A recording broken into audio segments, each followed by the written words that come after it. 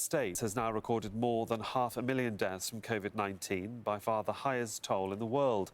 Flags are at half-staff and President Joe Biden commemorated the victims with a moment of silence. The people we lost were extraordinary. They spanned generations. Born in America, immigrated to America. But just like that, so many of them took their final breath alone in America.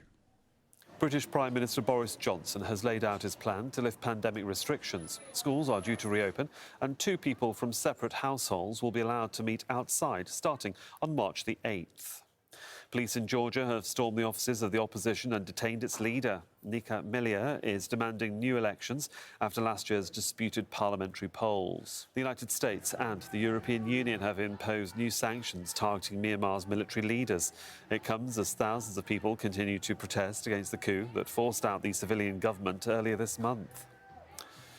And the standoff between the Australian government and Facebook over the publication of news content looks to be settled. The social media firm says it'll restore Australian news pages in the next few days.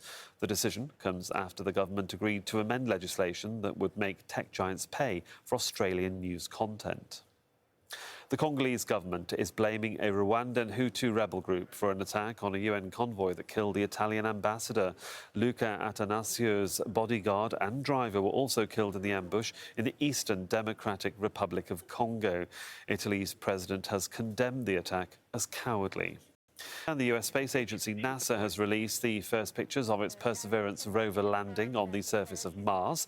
It's the first time a Mars landing has been captured on video. The rover has already sent back pictures from the surface and is expected to start exploring its new home by the end of the month.